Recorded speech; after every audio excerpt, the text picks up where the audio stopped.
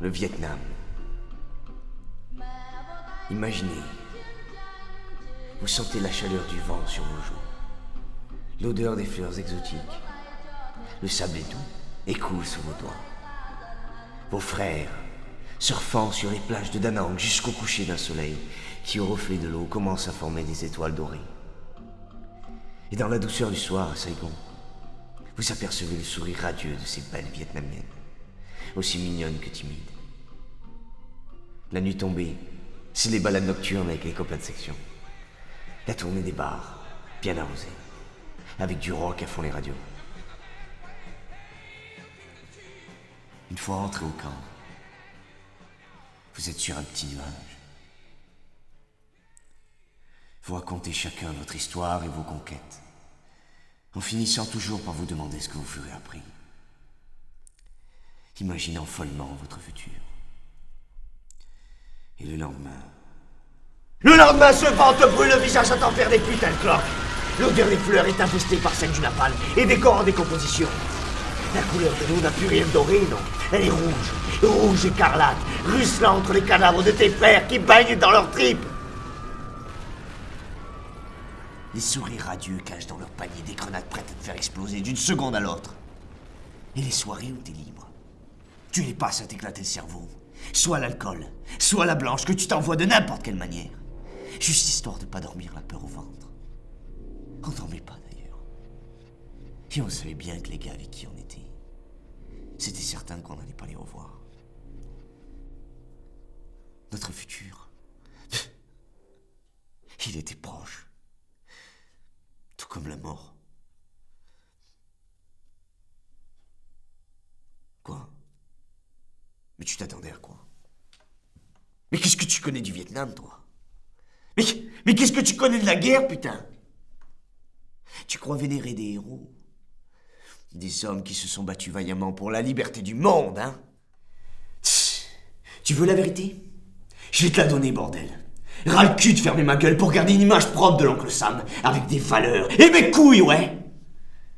C'était pas des héros, ces mecs-là.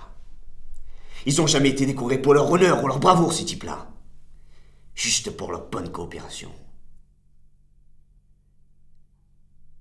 Ceux qui sont rentrés au bercail sans problème, c'est ceux qui ont fermé leur gueule et exécuté les ordres.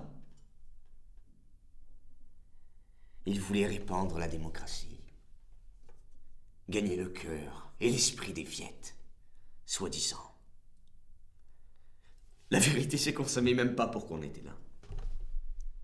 On savait pas ce qu'on foutait là, bordel. On les soignait d'un côté et on les bombardait de l'autre. Chaque seconde là-bas, on provoquait la mort.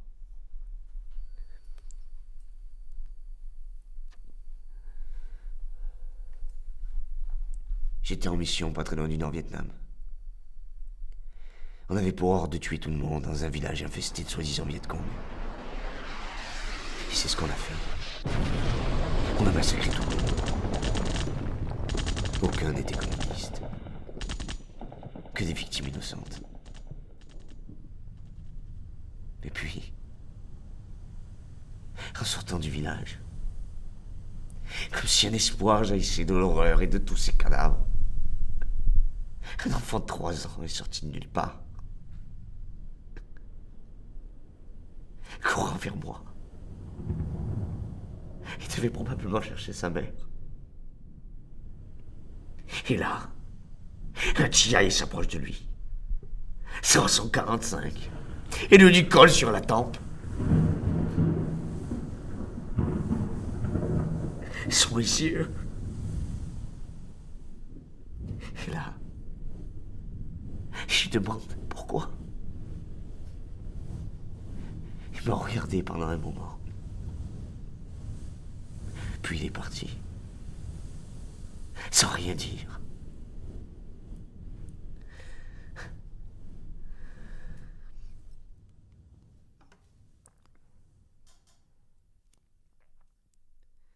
Les véritables héros. Ils sont tous fait exécuter ou écrouer pour trahison, les vrais héros. Pourquoi? Parce qu'ils ont voulu sauver des Viettes. Parce qu'ils ont préféré plutôt crever que de buter des putains de Viettes.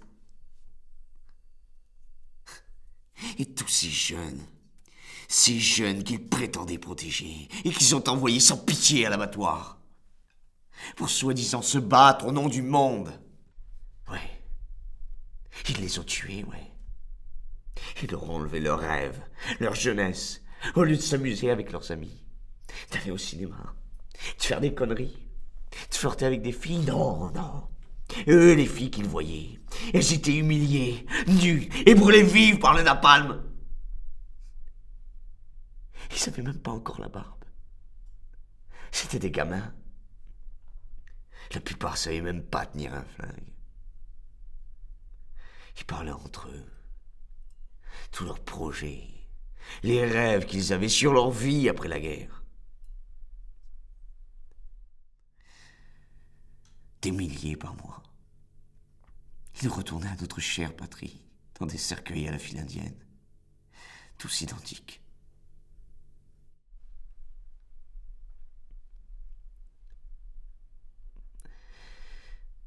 Non, non, puis après tout, ils ont peut-être eu raison de les envoyer. De toute façon, qu'est-ce qu'ils auraient connu? L'amour? Ce que ça fait d'être père? D'être grand-père? Non, non, non. Non, c'est des conneries tout ça. De toute façon, ces jeunes n'auraient aucun avenir. Non, il valait mieux qu'ils voyagent, qu'ils voient de belles choses. Des villages en cendres, des hommes décapités. C'est beau ça, hein? Et puis, c'est joli un bébé sans bras, non? Tu sais comment on appelait un bébé viette brûlé par le napalm? Une cacahuète! Une putain de cacahuète!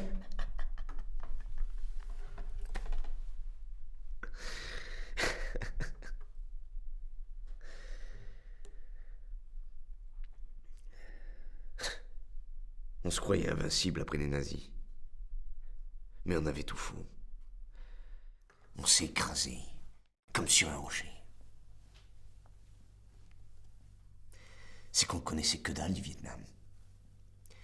On les affrontait en terrain inconnu, tandis que eux, ils connaissaient tous les moindres recoins de cette putain de jungle. À croire qu'ils étaient immunisés, ces vermines. Immunisés contre cette chaleur atroce qui t'étouffait. Contre cette humidité tellement dense qu'elle t'en donnait des migraines.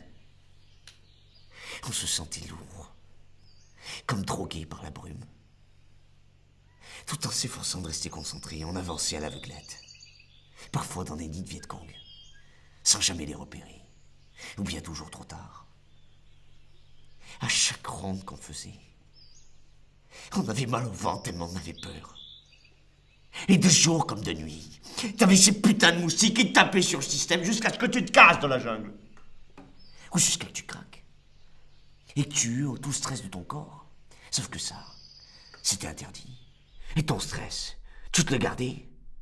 T'avais pas le droit de te faire opérer. On était constamment aux aguets. Parfois pour rien.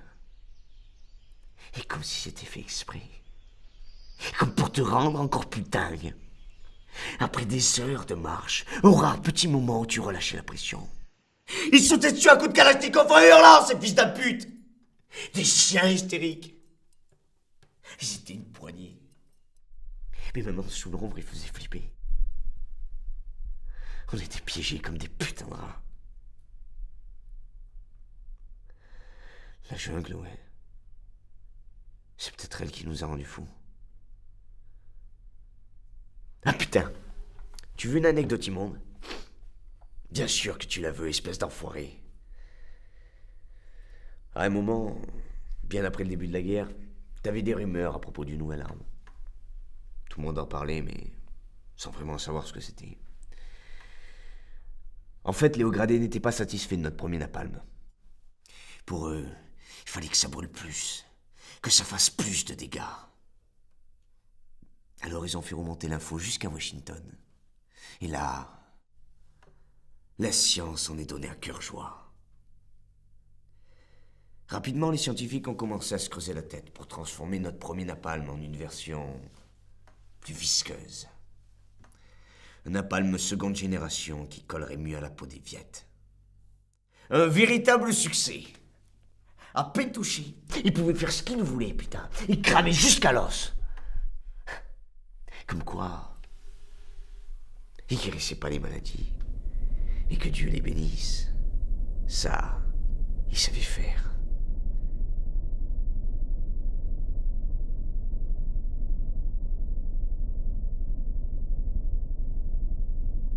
Espèce de trou du cul en manque d'adrénaline de merde! Du sang qui gicle sur ta gueule, des explosions, c'est ça que tu veux, hein?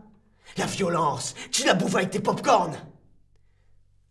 Des tripes qui volent, des flammes, et la chair qui crame jusqu'à se transformer en charbon. Ça te fait bander, ça, hein?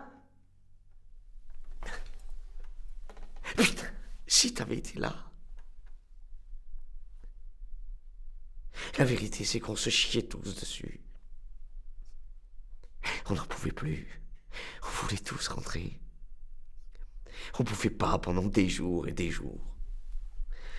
Des nuits qu'on dormait plus. Entre les tirs ennemis et le bruit des roquettes. Sans parler des cauchemars qu'on faisait. Ce qui nous faisait tenir, c'était l'héroïne qu'on s'injectait dans le sang. Ça craignait vraiment là-bas. Chaque jour qui commençait, on croyait qu'on allait y passer. Et pour d'autres, malheureusement, c'était le cas. Quand on était dans ces avions chargés d'obus, on avait l'estomac noué à se demander si on arriverait à bon port. Ou si on rejoindrait le cimetière d'avions. Non. On avait tous assez donné. On avait perdu trop de monde dans cette guerre.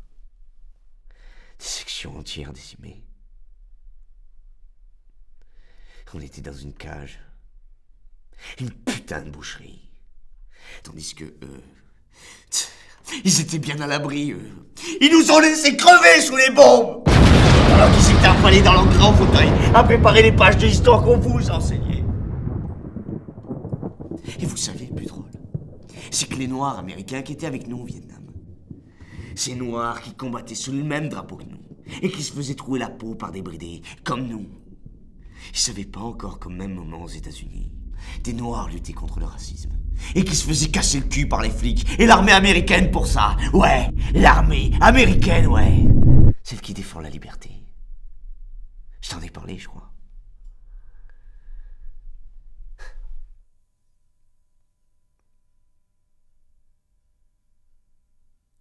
Et le pire, c'est que je me souviens de tout. De tout. Jusqu'au moindre petit détail. Les cris des femmes et des enfants s'échappant de leur maison à moitié en flammes.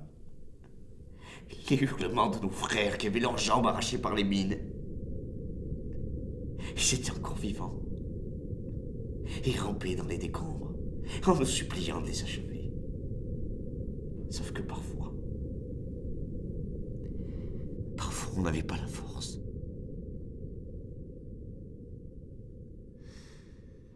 Une fois, j'ai vu mon pote au front. J'ai trouvé son bras. Après, j'ai trouvé la jambe et le torse. Je les ai ramassés. Je les ai mis dans un sac. Et je l'ai laissé dans l'hélico pour qu'il soit rapatrié. La guerre, ça tue tout le monde. Et encore plus les survivants. Tu deviens une loque. Juste un corps déambulant. Mort à l'intérieur. Plus d'envie. Plus de désir. Plus de choix. Plus rien. Vidé. Sauf de ces cauchemars qui te hantent chaque nuit. Comme un châtiment à vie pour avoir fait ce que t'as fait. Avec ces voix dans ta tête.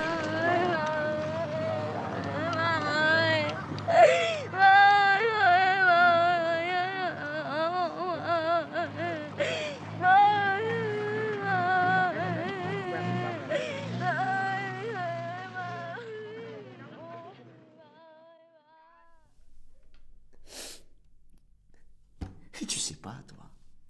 Tu sais pas ce que c'est d'être traité de sale monstre à peine rentré au pays. Tch, connard de pacifiste. Comme s'ils savaient, eux. Comme s'ils avaient été là. Et le pire, c'est qu'ils avaient raison. Quand tu descends en enfer, tu prends que l'aller simple. Tu restes coincé pour l'éternité, à revoir en boucle tout le malheur et toute l'atrocité que t'as pu répandre. Et tu peux plus te regarder en face. T'as juste envie d'exploser chaque miroir qui te reflète. Si tu savais ce que j'ai fait là-bas.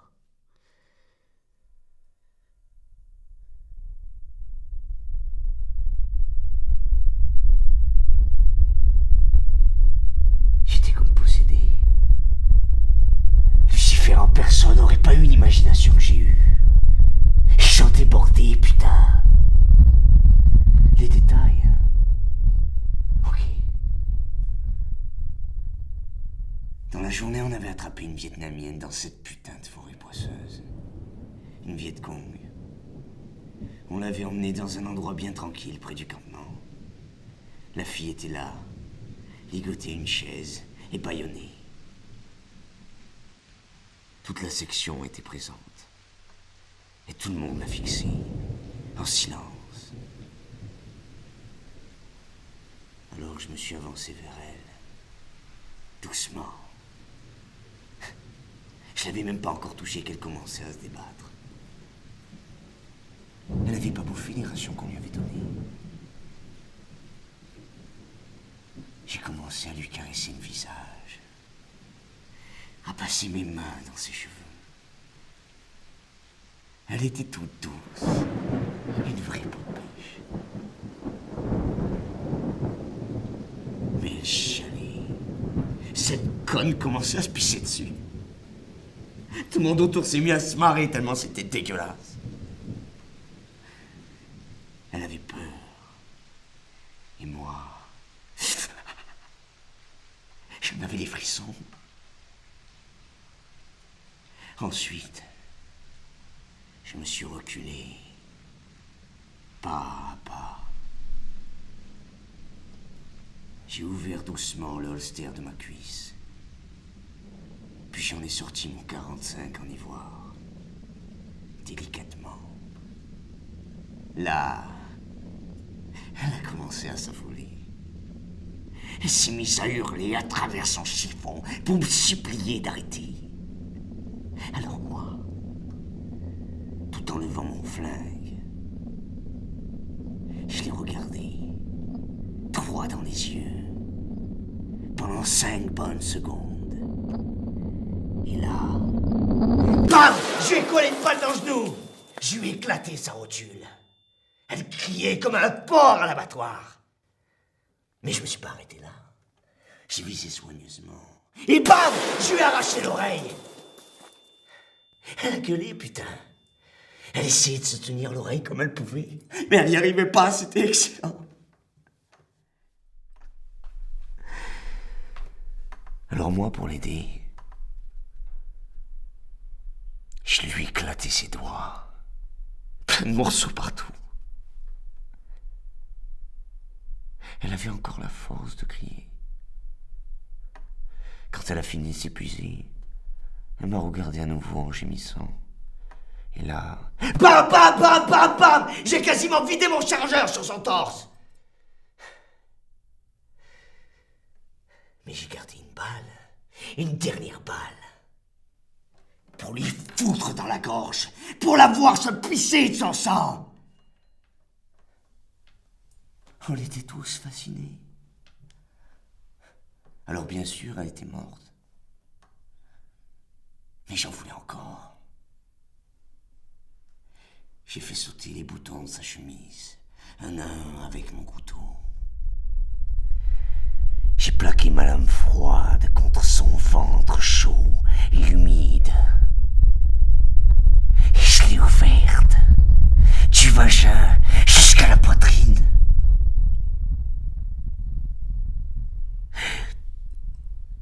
J'ai sorti ses organes et je les ai jetés par terre, comme si je vidais un animal. Et pour finir, je me suis agenouillé. Et je l'ai terminé en l'écorchant.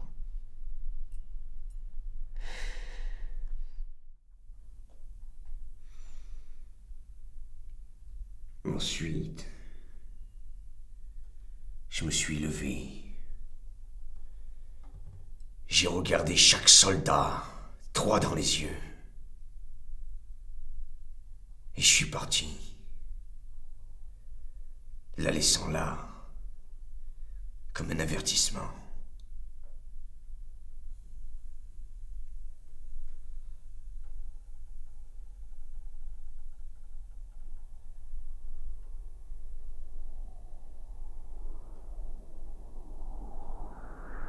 Vous savez ce que cette guerre m'a fait de pire?